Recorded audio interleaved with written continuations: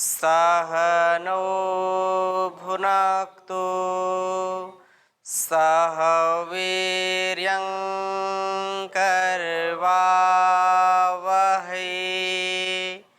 तेजस्विनावधीतमस्तु मा विद्विषावहै।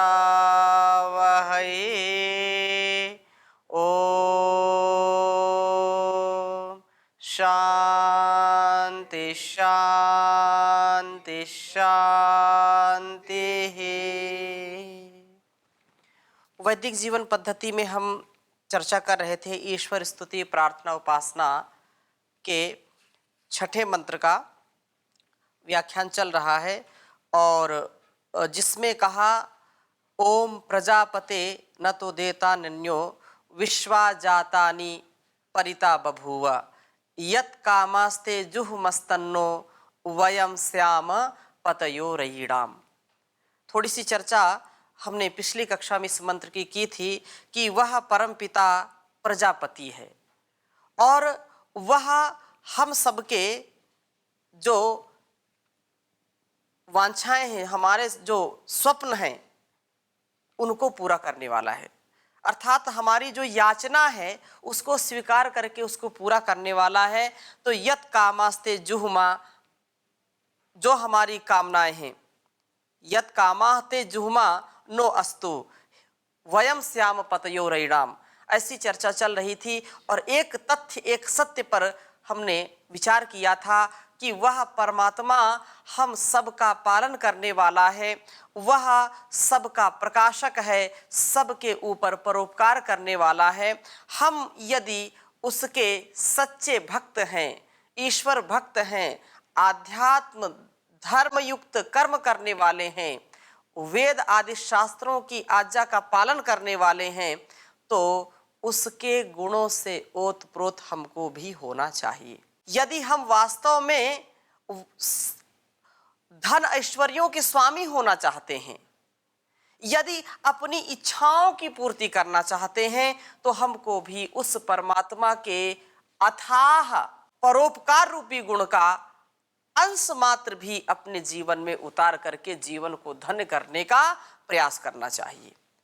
तो क्योंकि वह परमात्मा जो सदा सर्वदा सर्वत्र हर हाल में, हर देश काल में उसकी कृपा बरसती रहती है, कभी भी उसकी कृपा बंद नहीं होती है, कभी भी उसके भंडार में ताला नहीं लगता है, कभी अकाल नहीं पड़ता है, उसके भंडार सदा खुले रहते हैं।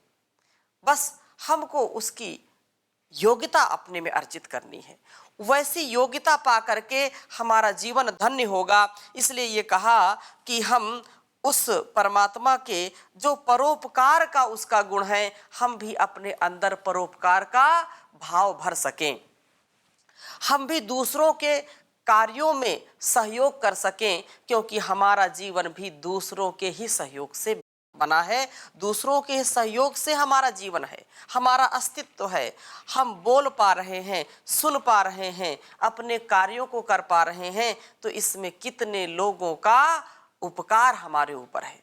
हम ये बहुत सरलता से कह देते हैं, मैं किसी का उपकार नहीं लिया, मैंने किसी का उपकार या किसी का खाया नहीं, अपने पैरों पर खड़ा हूं। लेकिन इस बात को भूल जाते हैं कि पैर पर खड़ा करने वाला भी कोई जरूर रहा होगा।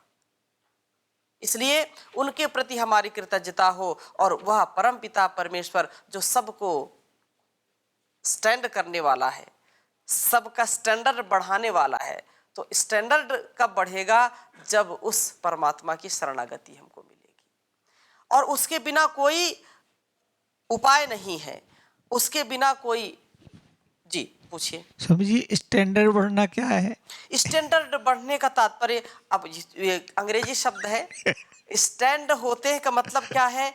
हम स्वयं सेल्फ डिपेंड होते हैं, स्वयं अपने प्रकाशक स्वयं बनते हैं। स्टैंडर्ड बढ़ने का तात्पर्य मेरा आशा ये है कि उसका दिव्य जीवन हो जाता है, दिव्य उसका विचार हो जाता है, दिव्य दृष्टि हो जाती है, उसका संपूर्ण जीवन ही दिव्यता का पुंज हो जाता है, जिससे वह सबसे ऊपर उठ जाता है। अर्थात जो जन सामान्य लोक के लोग जो विषयों में आसक्त होते हैं, वो आसक्ति में नहीं फंसता है, लोक में रहेगा, लेकिन ऐसा स्टैंडर्ड बढ़ जाता है जैसे कमल का फूल पानी में रहते हुए भी, कीचड़ में रहते हुए भी उससे ऊपर ही रहता है, उसमें वो फंसता नहीं है, इसलिए उसका स्टैंडर्ड बढ़ जाता है। आजकल लोग स्टैंडर्ड बढ़ने का गलत अर्थ लगा लेते हैं, तो वो गलत अर्थ नहीं है। Divine standard, divine thoughts, divine life, इसलिए ये जरूर है हमारे समष्टि के कल्याण के लिए जीने लगता है। समष्टि के कल्याण, व्यष्टि से उत्थान, व्यष्टि का जब उत्थान होता है तो समष्टि के लिए ही होता है, और उसका व्यष्टि का पतन हुआ। हमारा यदि विचार संकीर्ण हो गया, हमारा जीवन संकुचित हो गया, तो निश्चित रूप से हमारी जो सोच है, हमारा जो विचार व्यवहार है, वो भी संकुचित हो जाएगा, जिससे इस सृष्टि में भी आपत्ति आएंगी। आज जो प्रलय चारों ओर हो रही है, वो हमारी संकुचित विचारधारा का परिणाम है। हमारा स्टैंडर्ड ठीक नहीं है, हम स्टैंड नहीं है, स्वस्थ नहीं है, और मैं शास्त्रीय भाषा में कहूँ तो स्वस्थ नहीं है, हम अस्वस्थ हैं। अपने आप में स्टैंड करना, खड़े होना, हम खड़े नहीं हैं। हम दूसरों के खून को चूस रहे हैं। हाँ, मतलब ये कि अपने गुणवत्ता को बढ़ाने के लिए, झूठी गुणवत्ता को बढ़ाने के लिए, दूसरों के दमन के लिए, दूसरों के जो है दूसरों के ऊपर शासन करने के लिए, दूसरों के ऊपर अत्याचार करने के लिए हम बहुत अपने आप को बलशाली समझते हैं, हमारा काम होना चाहिए। तो ये दुर्गति है, ये प्रगति नहीं है, और चारों ओर आज यही दिखाई पड़ रहा है। अध्यात्म के बिना दुर्गति ही होगी, प्रगति नहीं होगी। अध्यात्म हमारे मूल में होगा तो जो परोपकार की बात कही है वही हमको बढ़ाएगा, और वो परमात्मा की शरणागति से बढ़ेगा, क्योंकि यह रुकने वाला नहीं है। यदि जीवन में जो हम परोपकार, जैसे परमात्मा हमारे ऊपर करता है, परोपकार संसार के ऊपर करता है, तो हमको यदि उसकी शरणागति प्राप्त करनी है तो हमको भी परोपकारी बनना पड़ेगा। भला करेंगे तो भला होगा, और बुरा करेंगे तो बुरा होगा। संसार में 2 दिन के लिए आए हैं और इतना डेरा जमाते हैं कि लगता है पूरा हमारा सब कुछ यही रहेगा। इसलिए हम संसार में रहें, वयम श्याम पतयो रईणाम, धन ऐश्वर्य को स्वामी होवें, लेकिन पुरुषार्थ पूर्वक, ईमानदारी पूर्वक, क्योंकि धर्म के बिना हमारा जीवन सुखमय नहीं हो सकता, और धर्म धन के बिना नहीं चल सकता है। इसलिए धन से धर्म चलता है, और धर्म से हमारे जीवन में सुख मिलता है। कहा कि धन धर्म दोनों एक दूसरे के पूरक हैं। धन कमाना है तो धर्म पूर्वक कमाएं। धन यदि सुखस्य मूलम, सुखस्य मूलम धर्मः, धर्मस्य मूलम अर्थः, आचार्य चाणक्य कहते हैं, और ये लंबी श्रृंखला उन्होंने की। धर्मस्य मूलम अर्थः, अर्थस्य मूलम राज्यम, राज्यस्य मूलम इंद्रियजय, इंद्रियजयस्य मूलम विनयः, विनयस्य मूलम वृद्धोपसेवा, वृद्धोपसेवया विज्ञानम, और विज्ञान विनय तो होता है, विनयस्य मूलम वृद्धोपसेवा। जब वृद्धों की सेवा करेंगे तो विनम्रता आएगी।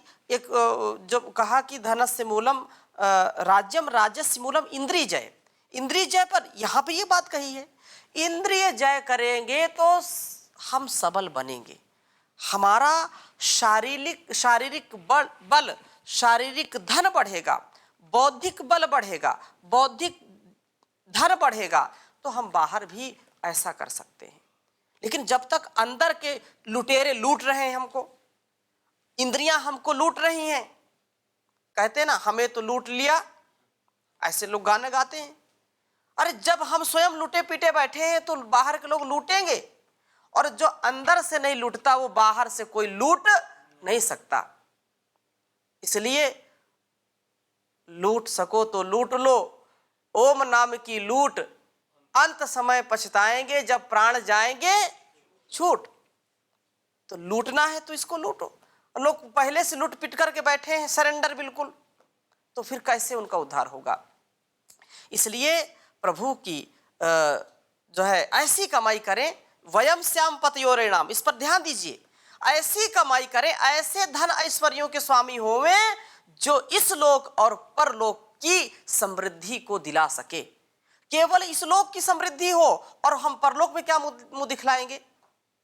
जब ईश्वर हमसे हिसाब लेगा तो क्या दिखलाएंगे कि अत्याचार करके, दूसरों का खून चूस करके, बेईमानी करके, भ्रष्टाचार करके हमने धन ऐश्वर्य को कमाया। वो धन ऐश्वर्य नहीं है, वो मेरे भाई पाप है। पाप को हम कमा रहे हैं। इसलिए कहा कि कमाई का यह धन है, सफर में काम आएगा। प्रभु की याद में घड़ियां जो जीवन की बिताएगा।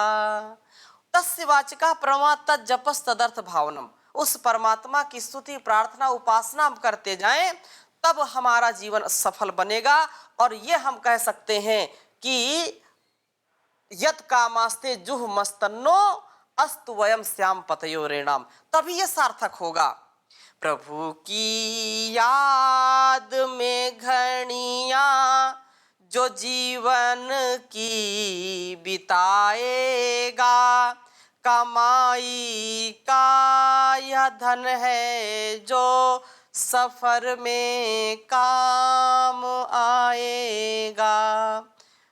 बिना इसके किसी धन ने कभी ना साथ जाना है। सिकंदर की दशा सबको सुना कर के चेताना है। गया जो चेत निश्चय ही प्रभु को ना भुलाएगा। सिकंदर जो पूरी दुनिया में अपना डंका बजाना चाह रहा था, लूट लूट करके, बोले सिकंदर से ज्यादा कोई धनवान नहीं है, लेकिन जब वो जाने लगा, यहाँ संसार से विदा होने लगा, अंतिम श्वास उसकी चलने लगी, तो अपने सेवकों को बुलाया और बोले एक मेरी अंतिम इच्छा है। बोले क्या इच्छा तुम्हारी? तुम तो विश्व विजयी हो, बताइए क्या तुम्हारी इच्छा है, क्या रह गई अभी इच्छा? बोले जब मेरा जनाजा निकले तो मेरे दोनों हाथ बाहर निकाल देना, ताकि जब जनाजा में जो सम्मिलित होने वाले लोग हैं, जनाजा देखने वाले लोग हैं, वो देखे सिकंदर तो विश्व विजेता है, विश्व विजयी होकर के आया है, या विश्व विजेता होने के लिए निकला था। धन धान्य का अपार भंडार इसके पास था, लेकिन जब संसार से जा रहा है तो दोनों हाथ खाली हैं, इसकी कुछ भी नहीं लेके जा रहा है। ऐसा तो ये लोग याद करें और उस परमात्मा को भी स्मरण करें।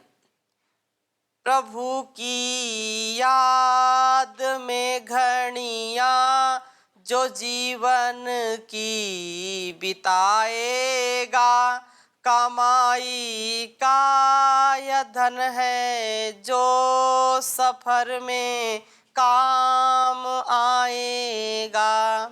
महाजन बन गए लाखों प्रभु से नेह लगा कर के, निभाया धर्म याचक का किसी के काम आकर के। इसी यश को कमा कर के अमर यश को बनाएगा। कमाई का यह धन है जो सफर में काम आएगा। लगा श्वासों की पूंजी को अमर साथी के चिंतन में अनोखे काम कर डाले, ऋषि सेवा के जीवन में पढ़ेगा जो ऋषि जीवन, इसी शिक्षा को पाएगा। कमाई का यह धन जो ही सफर में काम आएगा। कमाना देश इस धन को कमाया जा सके जीतना, बुराइयों से बचा निज को बचाया जा सके जीतना। इस संसार में बुराइयां निश्चित रूप से मिलती हैं। जब तक जीवन है परोपकार करने वाले को भी लोग छोड़ते नहीं है, उस पर भी कीचड़ उछालते हैं। लेकिन हम जितना अपने आप को बचा सकें, पवित्रता से, शुचिता से, समरसता से, कृतज्ञता से अपने आप का जीवन जितना बना सके उतना बनाना है। और देश हमारा इसीलिए विश्व गुरु कहलाता था। आज भी उसी परिस्थिति में है। जहां विश्व में प्रलय मची हुई है, महामारी मची हुई है, वहां आज भी भारत दूसरों की सेवा में लगा हुआ है। अपना भी देश संभालना है और दूसरों के लिए भी आदर्श बनना है, ऐसा कोई करता नहीं है।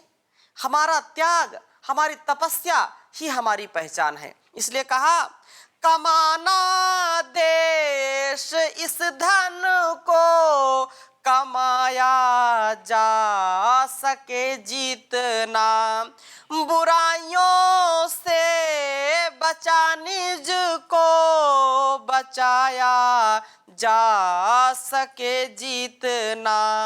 विदाई के समय तू भी ऋषि सम मुस्कुराएगा, कमाई का यह धन है जो सफर में काम आएगा। प्रभु की याद में घड़ियां जो जीवन की बिताएगा, कमाई का यह धन है सफर में काम आएगा, सफर में काम आएगा। वास्तव में यही हमारा जीवन है और सच्चा धन वही ले जा सकता है। और तो ये धन जो बाहर का मिलेगा, यही सब धरा का धरा रह जाएगा। धन धरा के बीच ही सारा धरा रह जाएगा। पशु भी बंधे रह जाएंगे जब कूच का वक्त आएगा। पत्नी भी तेरा देगी साथ गृह द्वार तक, मित्र गण मरघट के आगे मुंह नहीं दिखलाएंगे। देह भी तेरी चिता में यूं ही जल भुन जाएगी, बाद में सच्चा सखा तेरा केवल धर्म ही रह जाएगा। तो धर्म पूर्वक अपने आचरण को लगाना है, धर्म पूर्वक अपने कर्तव्य कर्मों को करना है। राष्ट्र धर्म, माता पिता गुरु का धर्म, ये जो हमारा कर्तव्य, हमारा स्वधर्म है, उस परमात्मा के द्वारा दिए गए सामर्थ्य से ही अच्छी प्रकार हम कर सकते हैं। और वो व्यक्ति अंतिम समय भी बिल्कुल परेशान नहीं होता। महर्षि देव दयानंद जी को लोगों ने कितने बार जहर दिए, 17 बार जिस महापुरुष ने जहर पिया और अंतिम समय में इतना कालकूट जैसा विष दे दिया, कांच पीस करके पूरे शरीर से जो है विष निकल रहा है, जगह जगह पर व्रण घाव हो रहे हैं, फिर भी अंतिम समय में जैसा हमने भजन अभी गाया कि वो सच्ची पूंजी है। वयम श्याम पतयो रयिणाम, हम धन ऐश्वर्य के स्वामी होवे। धन ऐश्वर्य का स्वामी, अंदर से जो व्यक्ति ऐश्वर्य से युक्त होता है वही बाहर भी ऐश्वर्य से युक्त होता है। अंतिम समय में भी ईश्वर की स्तुति, प्रार्थना, उपासना कर रहे हैं और चेहरे पर कोई शिकन नहीं, बिल्कुल खिला हुआ चेहरा और प्रसन्न बदन होकर के कह रहे हैं कि हे ईश्वर, तेरी जो है इच्छा पूरी हो, तूने मेरे साथ अच्छी लीला की। ऐसा महापुरुष जिनके जीवन को देख करके हजारों लाखों लोगों ने अपने जीवन को बदल लिया। आज पूरा भारतवर्ष ही नहीं, सारे संसार में जिन्होंने वेदों का डंका बजाया है, पूरे संसार को एक नई दिशा दी, नई दशा बना दी पूरे विश्व की, ऐसे महापुरुषों का जीवन की उनकी सच्ची पूंजी क्या लेकर के आए थे, क्या लेकर के गए हैं। तो हमारा यही सच्चा धन है कि हम ईश्वर के द्वारा दिए गए सामर्थ्य से परोपकारी बने। परोपकारी बनेंगे तो उसकी कृपा का हमको प्रसाद मिलेगा। और इसीलिए कहा कि हम ईश के कृपा से धन वैभव अर्जित करें और उसे तेन त्यक्तेन भुंजी था, कि भावना से जिए, उसको प्रयोग में लाएं, ऐसा उपभोग करेंगे। क्योंकि अधिकाधिक भाग परहित कार्यों में लगावें। परोपकारी बनने के साथ साथ हमें ज्ञानोपार्जन से विवेकशील बनना है, सत्यनिष्ठ एवं धर्मनिष्ठ बनना है, संवेदनशील एवं सहनशील बनना है तथा सहृदयी मानव बनना है। इन कामनाओं की पूर्ति से जो है ईश की कृपा के हम पात्र बनेंगे। वही इन सारे गुणों से ही उसके जो है सर्वसा उसका जो संसार की व्यवस्था है उसमें हम अपना योगदान दे सकते हैं। हम कामना पूर्ति में पुरुषार्थ करते हैं तो वह तभी सब जो है फलता है जब प्रभु का अनुग्रह हमारे ऊपर होता है। हम संवेदनशील बने, धर्मनिष्ठ बने, निष्ठा ज्ञानपूर्वक, श्रद्धापूर्वक, कर्मपूर्वक अपने जीवन को जिए। इसके बिना कोई जो है कार्य हो नहीं सकता है। संवेदनशीलता होगी, जब हमारे परस्पर के व्यवहार अच्छे होंगे तो ही हमारा जीवन श्रेष्ठतम बनता है। पुरुषार्थ सिद्धि में कुछ भौतिक साधनों की भी आवश्यकता होती है। यह साधन धन ऐश्वर्य के लिए होती है, धन ऐश्वर्य की वृद्धि के लिए होती है। विशेषतया वित्तीय साधन, इनके अभाव से हमारी गाड़ी रुक जाती है, ठप हो जाती है। आर्थिक जब संकट आता है तो बहुत विकट होता है। तो आर्थिक संकट ना आए, जीवन यापन करने के लिए, परिजनों की जो है परवरिश करने के लिए, उनको उनका पालन पोषण करने के लिए भी, भरण पोषण करने के लिए भी यथोचित धन की आवश्यकता होती है। परोपकारी सत्कर्मों के लिए भी धन की आवश्यकता होती है। इसलिए धन को हम साधन माने। और साधन का सदुपयोग कैसे होगा, किससे होगा? जो व्यक्ति साधक होगा उसी से संसाधनों का ठीक ठीक प्रयोग होगा। जो साधक नहीं होगा उसके जीवन में कितने भी संसाधन आ जाएं उसका वो दुरुपयोग करेगा। इसलिए हम साधक बने सर्वप्रथम। और साधक, क्योंकि परमात्मा ने साधन दिया, शरीर दिया है और इस सारा संसार भी साधन के रूप में है। तो साधन का हम सदुपयोग कैसे करेंगे? जब सच्चे साधक बनेंगे। राध साध संसिद्ध हो, जो साधना करेगा उसी को संसिद्धि मिलती है। लोग बोलते थे राधे राधे, हैं? राधे राधे का तात्पर्य क्या है? तो अब ये एक चल गया, राधे राधे का तात्पर्य राध साध संसिद्धौ, जिससे हमारी संसिद्धि हो, हमारे कर्मों की, हमारे पुरुषार्थ की, हमारे जो है हमारी भावनाओं की, हमारी कामनाओं की संसिद्धि हो, वो राधे कहलाता है। और नाम भी एक राधे कर दिया, वो भी है। इसलिए हम संसिद्धि प्राप्त करना चाहते हैं तो सच्चे साधक बने। तथा धन की याचना है नहीं है।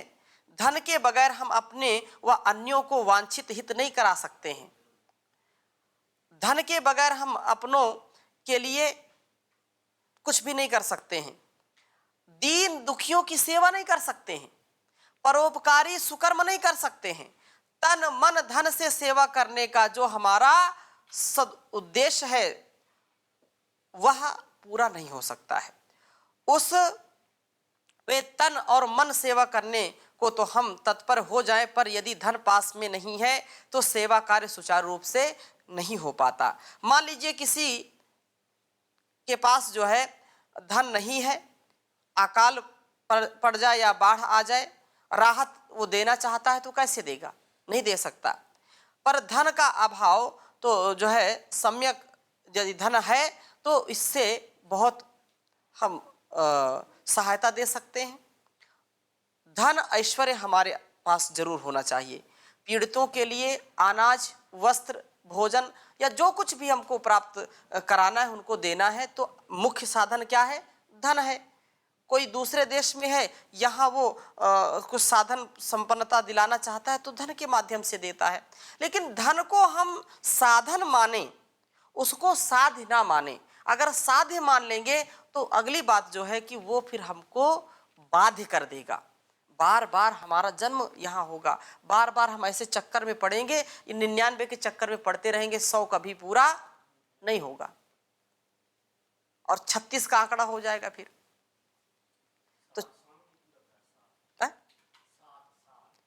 साध सिद्धि, साधक, साधक परोपकारीय जीवन जीने के लिए हमको उस परमात्मा की भी विशेष कृपा, पात्रता अपने अंदर अर्जित करनी चाहिए।